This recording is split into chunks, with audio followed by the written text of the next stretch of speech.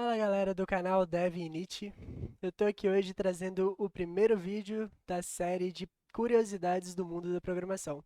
Trazendo hoje um assunto extremamente importante, que é o assunto das APIs.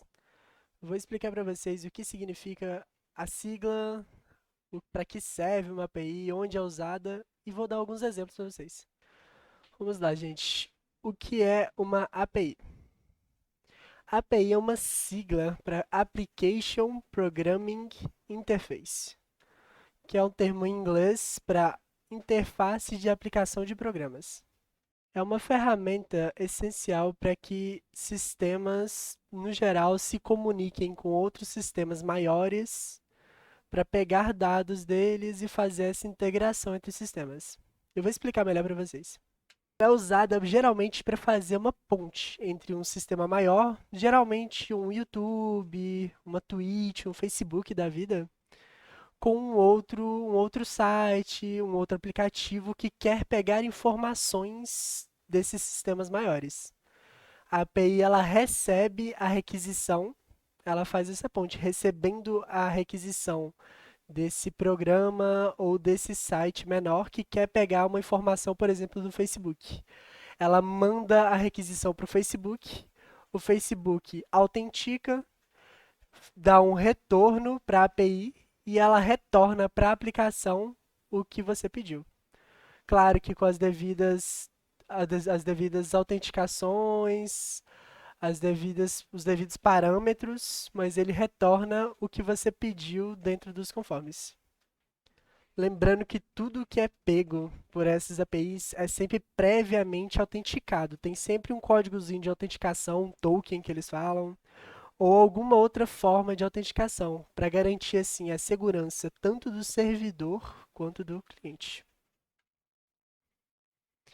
E agora um assunto que também é muito falado, que vocês vão escutar muito por aí no mundo da programação, que é API REST. REST também é uma sigla em inglês para Representational State Transfer, ou em português, transferência representacional de estado. Essas APIs REST são as APIs que são rodadas pelo serviço web, seguindo o protocolo HTTP. REST nada mais é que um conjunto de restrições, regras que são necessárias para que faça essa integração e esse envio e recebimento de requisições. Tudo isso segue meio que 6 princípios básicos que eu vou explicar cada um para vocês com mais uma pincelada por cima, porque esse não é o foco. Isso aí vai estar entrando um pouco mais a fundo. Só para que vocês entendam qual que é os princípios necessários para que uma API receba essas requisições, envie para o servidor e retorne para o cliente. O primeiro quesito é que tem que ser cliente-server, ou seja, o cliente e o servidor não podem estar juntos, eles têm que estar separados para que haja necessidade dessa API. Se o cliente e o servidor estão todos juntos no mesmo sistema, não ia ser necessário essa ponte, que seria a API. Tem que ser stateless. Stateless significa sem estado. Ou seja, o servidor ele não pode ficar armazenando informações. Todas as requisições que são feitas para ele, tudo que eu peço para o servidor principal, tem que ter nessa requisição todas as informações necessárias para que o servidor entenda, autentique e me retorne um resultado. Cacheable, que é a resposta de uma requisição. Ela tem que ser explícita ao dizer para a requisição se ela pode ou não ser cacheada pelo cliente. Uniform Interface, ou seja, interface uniforme. É meio que o padrão que toda essa interface de interação entre a aplicação e o servidor tem que seguir. Tem que ter um padrão que tem que ter uma fonte, uma URI, que é um endereço, como se fosse o endereço do YouTube, por exemplo, www.youtube, uma coisa do tipo. Tem que ter um endereço desses. Tem que ter falando, por exemplo, qual que é o tipo de retorno que ele vai receber, se é um retorno em .json, .xml, que são são as extensões que geralmente retornam para as aplicações. Geralmente a mais usada é .json. Eu vou mostrar ela para vocês, vou dar alguns exemplos como que ela funciona, como que ela se parece, que geralmente para esses serviços web, a .json é a mais usada. E tem mais algumas coisinhas afins nesse Uniform Interface que eu não vou entrar. Tem que ser Layered System, que significa sistema em camadas. O cliente ele tem que conseguir acessar, fazer o uso dessa API totalmente por baixo dos panos. Ele não precisa saber qual é a complexidade daquilo, todas as APIs que o aplicativo ou o site está usando para fazer, para dar aquela resposta para ele. Isso tudo tem que funcionar debaixo dos panos, sem interferência, sem mostrar para o cliente tudo o que está acontecendo. E a última é a Code on Demand, que é código sob demanda. Essa é a única que dessas todas para o REST, ela é opcional. É a possibilidade de uma aplicação pegar o código de um outro site e executá-la na máquina do cliente. Que às vezes precisa de algum código em JavaScript, por exemplo, que é o mais usado para aplicações web, que é uma linguagem de programação. Essa API também permite que eu pegue esse código, se necessário, e execute na máquina do cliente, para fazer essa integração quando necessário. Todas as requisições que são feitas pela web, por exemplo, elas usam uma URI como base que eles chamam de endpoint, que é como se fosse um endereço, que eu vou dar um exemplo para vocês, é um endereço como eu dei exemplo já antes do YouTube, www.youtube, é basicamente isso, só que é uma específica que cada API vai usar para fazer essa comunicação.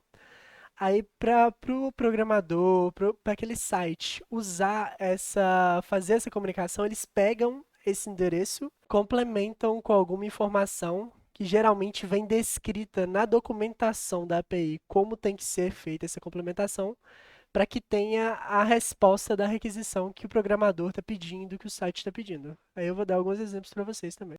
Aí, um exemplo é esse via CEP, que serve para você pegar mais informações de um CEP. Ele tem esse endpoint, que endpoint significa ponto final, que é a URI que é usada como base para fazer essa comunicação, que é a viacep.com.br/ws. Essa é a URI, ela é usada para acessar a API do ViaCep, que dá um retorno com umas informações detalhadas sobre o CEP.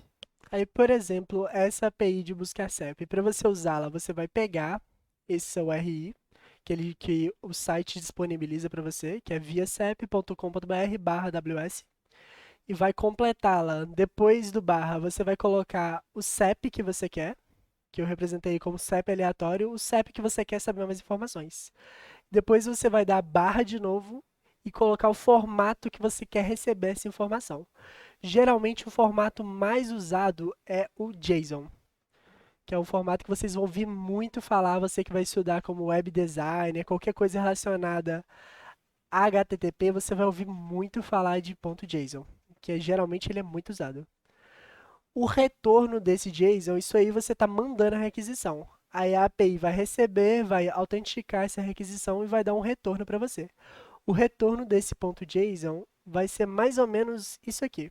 Eu peguei um CEP aleatório, mandei para o site e ele me deu esse retorno em .json. É assim que um .json se parece. Ele usa entre chaves e cada item ele coloca entre aspas, separados por dois pontos.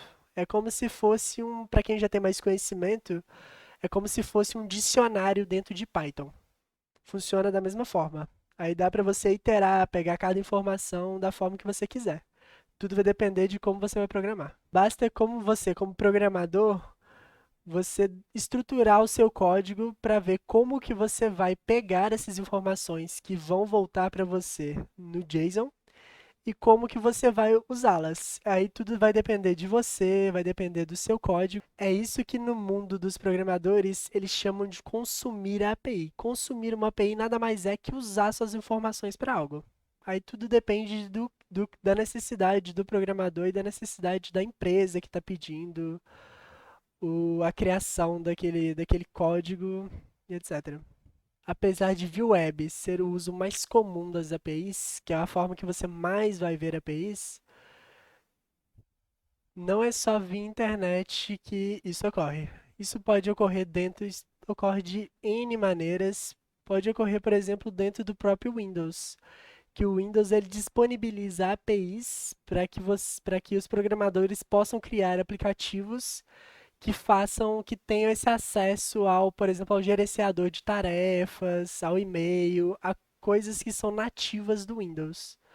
O Windows mesmo ele já disponibiliza várias APIs que permitem esses acessos. E agora, só informativo mesmo. O legal, o bacana de usar essas APIs é que, em primeiro lugar, ela permite essa integração de vários sites, de vários aplicativos.